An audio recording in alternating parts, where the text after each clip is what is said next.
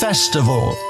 By honoring the evil god Saturn, dishonor is given to Yahuwah, the creator of heaven and earth. The Savior himself stated a divine principle when he said, "No man can serve two masters, for either he will hate the one and love the other, or else he will hold to the one and despise the other. Ye cannot serve Yahuwah and Mammon." Saturn, more than any other false god, had attributes most similar to Satan himself. Christmas is his religious festival. Participation in Christmas celebrations gives honor to this evil, satanic deity. The words of a loving father to backsliding Israel resound with force for Christians today. "Surely as a wife treacherously departeth from her husband, so have ye dealt treacherously with me, O house of Israel, saith Yahuwah. For they have perverted their way. They have forgotten Yahuwah, their covenant keeper. Return, ye backsliding children, and I will heal your backslidings." Participation in pagan traditions dishonors the Creator. Return to your loving Redeemer. For what accord has Christ with Belial, evil? Or what part has a believer with an unbeliever? And what agreement has the temple of Yahuwah with idols? Come out from among them and be separate, says Yahuwah. Do not touch what is unclean, and I will receive you. Come out from among them. Do not touch what is unclean. Will you come out?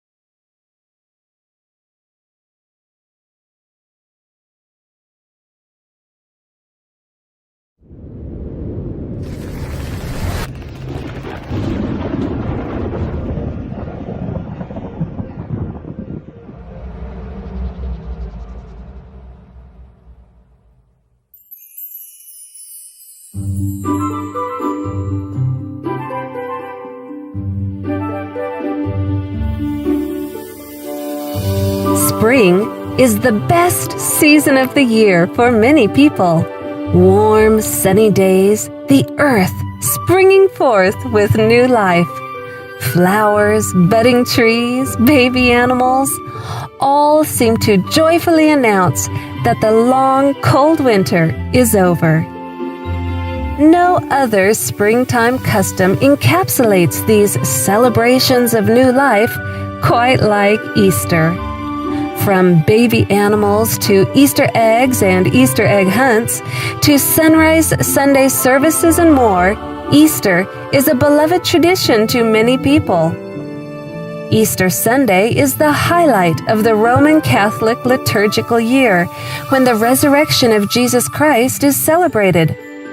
According to their catechism, Easter is not simply one feast among others, but the feast of feasts, the solemnity of solemnities, just as the Eucharist is the sacrament of sacraments, the great sacrament.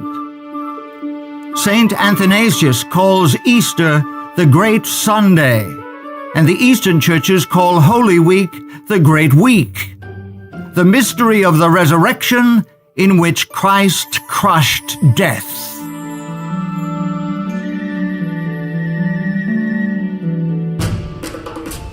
The origins of Easter, however, reveal that it flows directly from ancient paganism.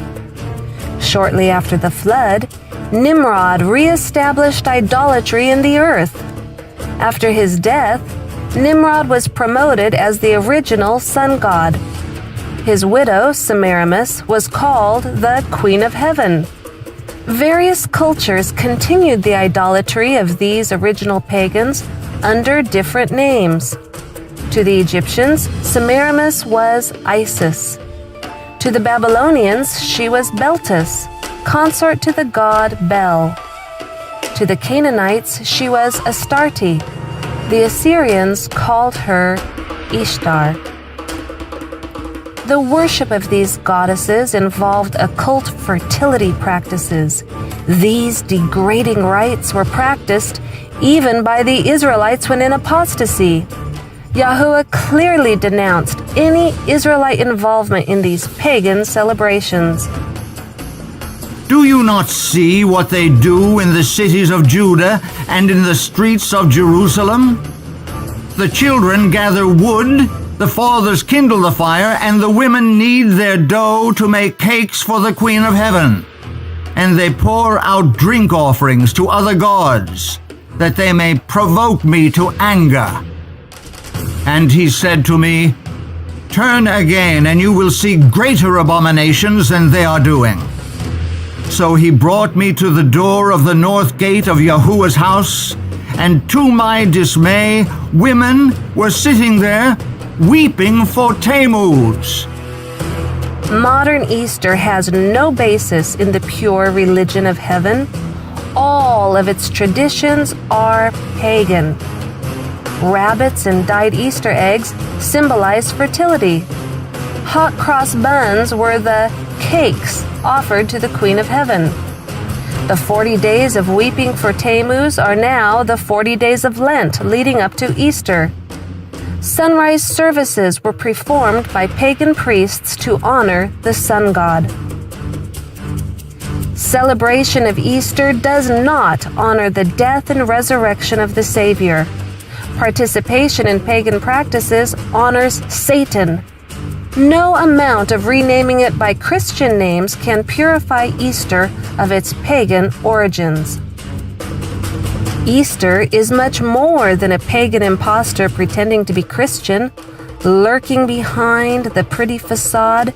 Easter is a cover-up for the greatest fraud of all time, a calendar change which hides the true day of the resurrection and the true seventh-day Sabbath.